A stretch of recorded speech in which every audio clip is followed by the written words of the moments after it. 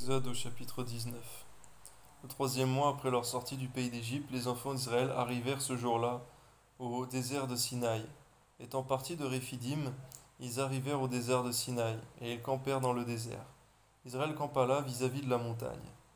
Moïse monta vers Dieu, et l'Éternel l'appela du haut de la montagne en disant, Tu parleras ainsi à la maison de Jacob, et tu diras aux enfants d'Israël, Vous avez vu ce que j'ai fait en Égypte, et comment je vous ai porté sur des ailes d'aigle et amené vers moi.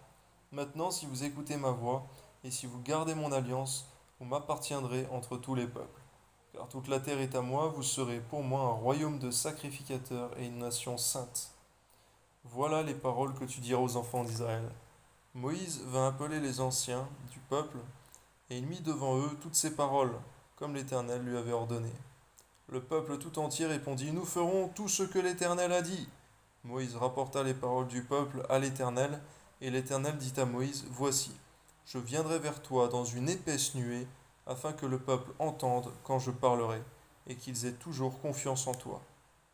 Moïse rapporta les paroles du peuple à l'Éternel, et l'Éternel dit à Moïse, Va vers le peuple, sanctifie-les aujourd'hui et demain, et qu'ils lavent leurs vêtements, qu'ils soient prêts pour le troisième jour, car le troisième jour l'Éternel descendra aux yeux de tout le peuple sur la montagne de Sinaï.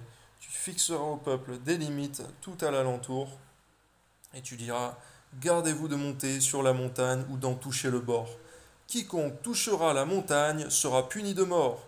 On ne mettra pas la main sur lui, mais on le lapidera, et on le percera de flèches. Animal ou homme, il ne vivra point.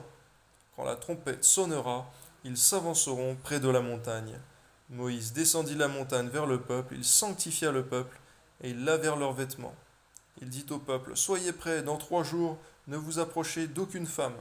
Le troisième jour, au matin, il y eut des tonnerres, des éclairs et une épaisse nuée sur la montagne, et le son de la tempête retentit fortement. Tout le peuple qui était dans le camp fut saisi d'épouvante. Moïse fit sortir le peuple du camp à la rencontre de Dieu, et ils se placèrent au bas de la montagne.